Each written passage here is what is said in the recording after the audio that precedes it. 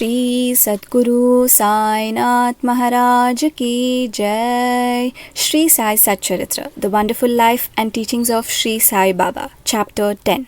Sai Baba's mode of life, his sleeping plank, his stay in Shirdi, his teachings, his humility, Nanavali, the easiest path. Remember him, Sai Baba, always with love, for he was ever engrossed in doing good to all and always abided in his self.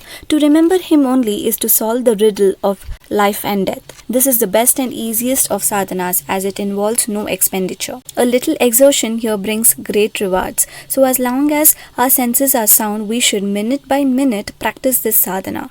All other gods are illusory. Guru is the only God. If we believe in Sadguru's holy feet, he can change our fortune for the better. If we serve him sincerely, we get rid of our worldly afflictions. We need not study any philosophy like the Nyaya and the Mimamsa, as we trust the helmsman in crossing rivers and seas. So we have to trust our Sadguru in getting over the ocean of worldly existence. The Sadguru looks to the intense feeling and devotion of his devotees, endows them with knowledge and eternal bliss.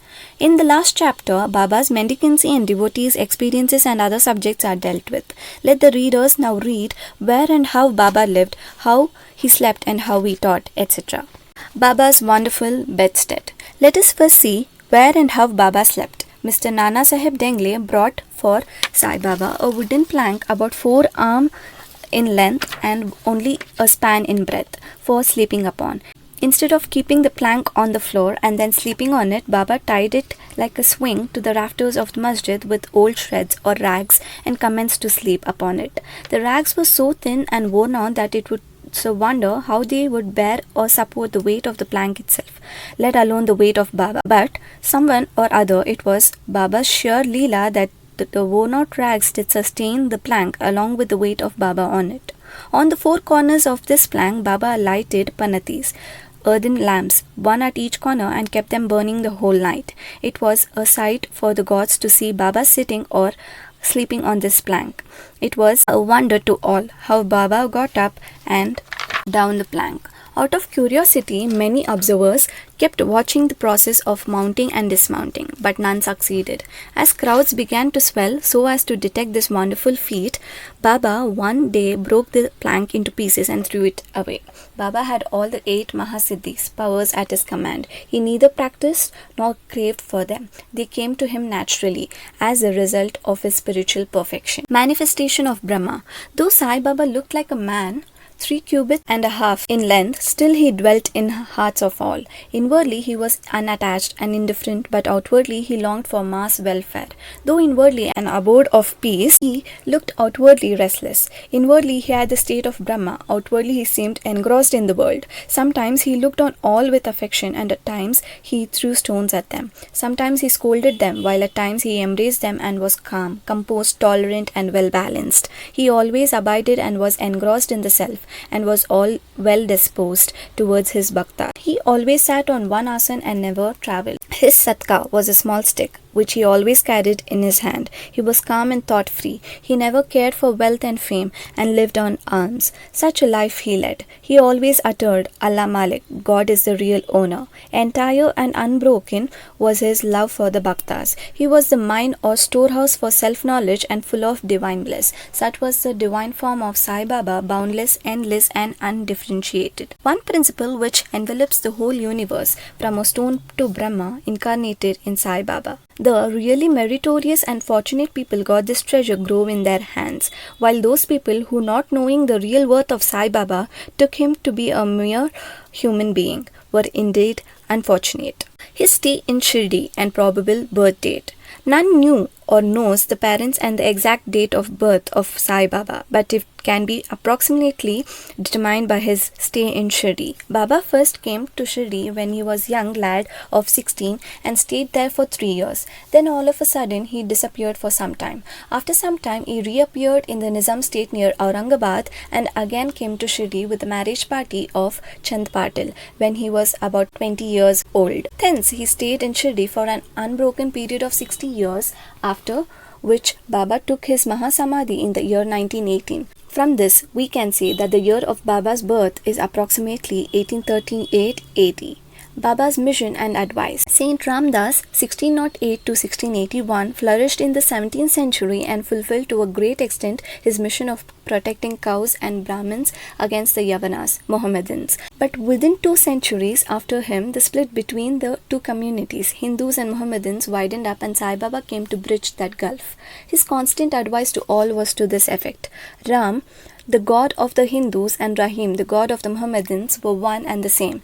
There was not the slightest difference between them then. Why should their devotees fall out and quarrel among themselves? You ignorant folk, join hands and bring both the communities together. Act sanely, and thus you will gain your object of national unity.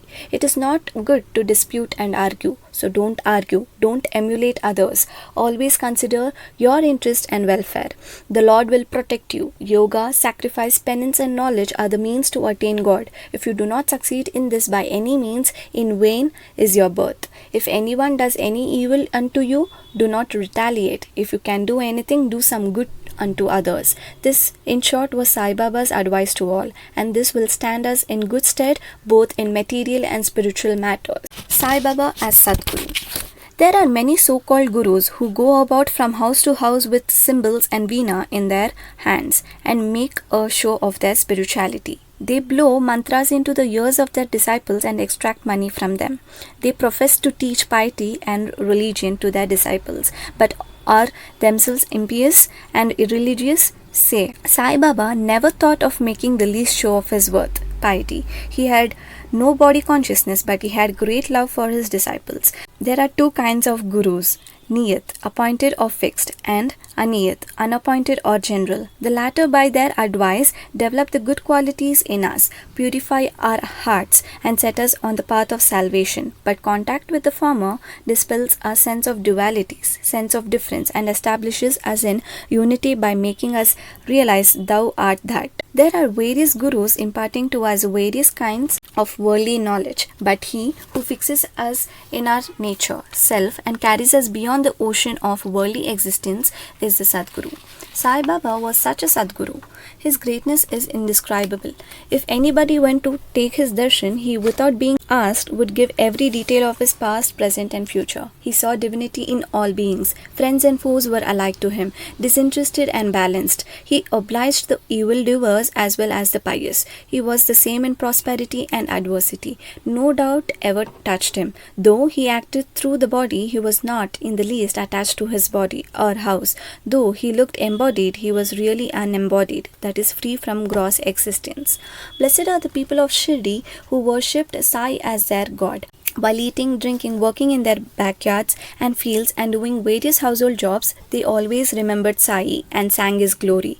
They knew no other god except Sai. What to speak of the sweetness of the love of the women of Shirdi? They were quite ignorant, but their pure love inspired them to compose poems or songs in their simple rustic language. Letters of learning they had none. Still, one can discern real poetry in their simple songs. It is not intelligence but love that inspires real poetry. As such, real poetry is the manifestation of true love, and this can be seen and appreciated by intelligent listeners. Collection of these folk songs is describable, and Baba's wish some fortunate devotee may undertake the task of compiling and publishing these folk songs, either in the Sai Leela magazine or separately in a book. Baba's humility. Lord or Bhagwan is said to have 6 qualities: viz, fame, wealth, non-attachment, knowledge, grandeur, and liberality. Baba had all these in him. He incarnated in flesh for the sake of bhaktas. Wonderful was his grace and kindness, for he drew the devotees to him, or how else could one have known him? For the sake of his bhaktas, Baba spoke such words as the goddess of speech could not utter. Here is a specimen. Baba spoke very humbly as follows: Slave of slaves, I am your debtor. I am satisfied at your darshan.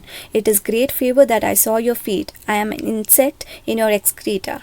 I consider myself blessed thereby. What humility is this? Though outwardly Baba seemed to enjoy sense objects, he had not the least flavor in them, nor even the consciousness of enjoying them. Though he ate, he had no taste, and though he saw, he never felt any interest in what he saw. Regarding passion, he was as perfect a celibate as Hanuman. He was not attached to anything. He was pure consciousness, the resting place of desire, anger, envy, and other feelings. In short, he was disinterested, free, and perfect. A striking instance may be cited in illustration of this statement. Nanavali. There was in Shiri a very quaint and queer fellow by name Nanavali. He looked to Baba's work and affairs. He once approached Baba, who was seated on his gadi seat, and asked him to get up, as he wanted to occupy the same. Baba at once got up and left the seat which he had occupied. After sitting there a while, Nanavali got up and asked Baba to resume his seat. Then Baba sat down and Nanavali fell at his feet. Baba did not show the slightest displeasure in being dictated to or ousted. This Nanavali loved Baba so much that he breathed his last on the 13th day of Baba's Mahasamadhi, the easiest path, hearing the stories of the saints and being in their company. Though Sai Baba acted outwardly like an ordinary man, his action showed extraordinary wisdom and skill. Whatever he did was done for the good of his devotees. He never prescribed any asana regulation of breathing or any rites to his bhaktas, nor did he blow any mantra into their ears. He told them to leave off all cleverness and always remember Sai. Sai. If you did that, he said, all your shackles would be removed and you would be free. Sitting through 5 fires, sacrifices, chantings, 8-fold yoga are possible for the Brahmins only. They are of no use to the other classes. The function of the mind is to think. It cannot remain without thinking for a minute. If you give it a sense object, it will think about you. If you give it a guru, it will think about guru. You have heard most attentively the grandeur of Sai. This is the natural remembrance of Sai. Hearing the stories of the saints is not so difficult as the other sadhanas mentioned above. Their stories remove all fear of this sansar, worldly existence, and take you on to the spiritual path. So listen to these stories, meditate on them, and assimilate them. You may attend to your worldly duties, but give your mind to Sai and his stories, and then he is sure to bless you. This is the easiest path, but why do not all take to it? The reason is that without God's grace, we do not get the desire to listen to the stories of saints. With God's grace, everything is smooth and easy. Hearing the stories of the saints is, in a way, keeping their company. The importance of the company of the saints is very great. It removes our body consciousness and egoism, destroys completely the chain of our birth and death, cuts asunder all the knots of the mind, and takes us to God, who is pure consciousness. It certainly increases our non-attachment to sense objects and makes us quite indifferent to pleasures and pains, and leads us onward onto the spiritual path. If you have no other sadhana such as uttering God's name, worship or devotion, etc., but if you take refuge in them, saints, wholeheartedly, they will carry you off safely across the ocean of worldly existence. It is for this reason that the saints manifest themselves in this world. Even sacred rivers such as the Ganges, Godavari, Krishna and Kaveri, etc., which wash away the sins of the world, desire that the saints should come to them for a bath and purify them. Such is the grandeur of the saint. It is on the account of the store of merit in past births that we have attained the feet of Sai Baba. We conclude this chapter with meditation on Sai's form. He, the graceful and handsome Sai, standing on the edge of the masjid and distributing udi to each and every bhakta with a view to his welfare, he who thinks of the world as an illusion and who is ever engrossed in supreme bliss, before him we humbly prostrate ourselves. Bow to Shri Sai. Peace be to all. Pranams, Shri Sai.